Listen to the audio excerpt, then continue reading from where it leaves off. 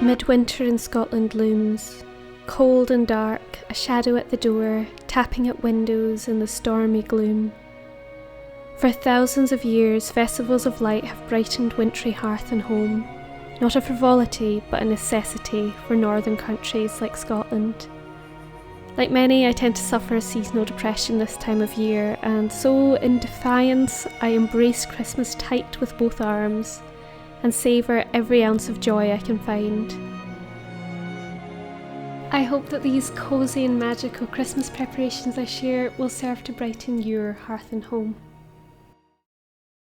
The blue winter mornings begin with making the bed, the same as every time of the year. As much as I want nothing more than to recurl myself under the cosy blankets, I do think it's important to maintain some semblance of routine in the winter, even if it's a slower one than usual. I try to get out into the fresh air once it's light. Usually the skies are overcast with dim drizzle, but now and then we get a beautiful bright and frosty day. It is sharp, but not harsh, like the way an affectionate auntie might pinch your cheek.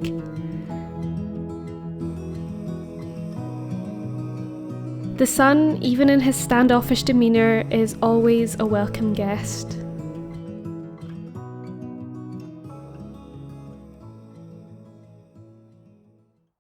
Whether coming in from a squall or a smurr, it's time for winter warmers. I had got out of the habit of making porridge for a wee while because, to be honest, it's a bit of a faff first thing in the morning. But between a wretched cold and having a break from work over the winter, it has become a staple comfort food. I love to make it creamy with a pinch of salt and a drizzle of honey. Perfect for sore throats. Another favourite winter warmer is fresh lemon and ginger tea. Nothing says wintering to me like stocking up on a massive bag of ginger for all the tea and gingerbread I intend to make. I do go a little overkill on the honey, but there is something so comforting about a taste of summertime in the depths of winter.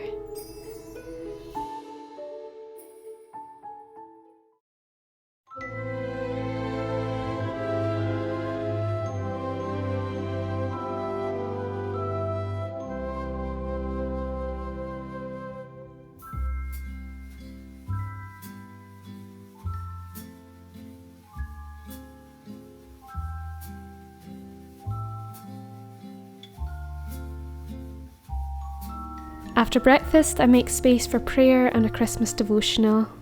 This Advent, I am reading Let Earth Receive Her King by Alistair Begg, which follows the story of Christmas and the coming of Jesus Christ, as interwoven throughout the entire Bible.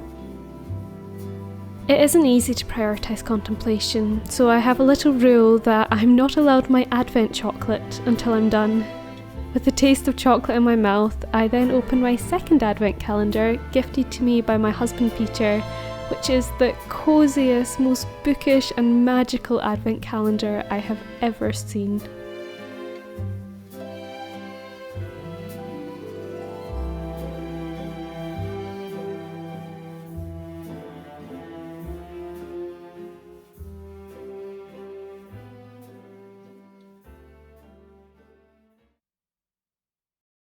I try to do a little decluttering every season, but pre-Christmas decluttering in particular has become an essential ritual in our house.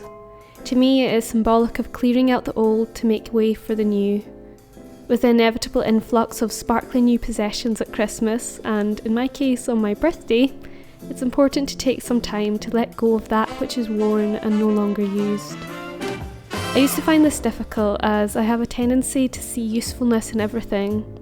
But I've come to learn that if everything is considered special, then nothing is truly special.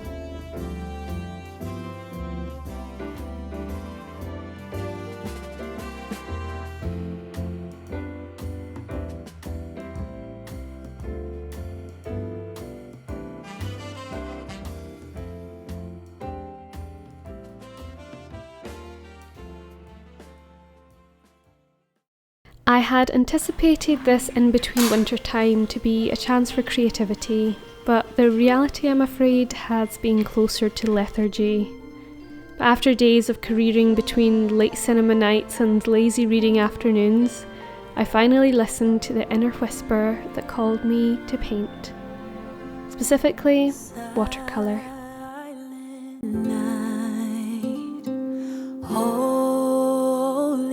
night, all is calm, all is bright, round yon virgin mother and child, holy infant soul. As pretty as a painted wreath may be, I decided to turn my hand to the real thing. A much messier, spikier affair, if I'm honest. I began by baking orange slices, a symbol of creativity and fragrant generosity.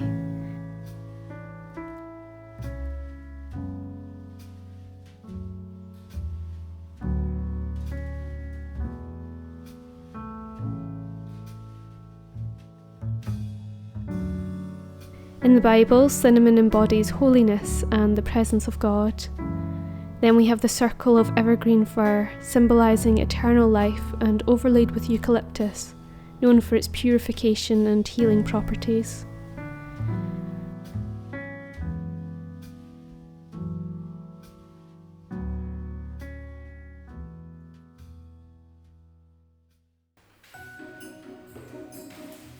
For anyone coming in from the dark, I want my doorstep to open its arms. So I set to with cheerful floral arrangements in cosy Christmassy colours.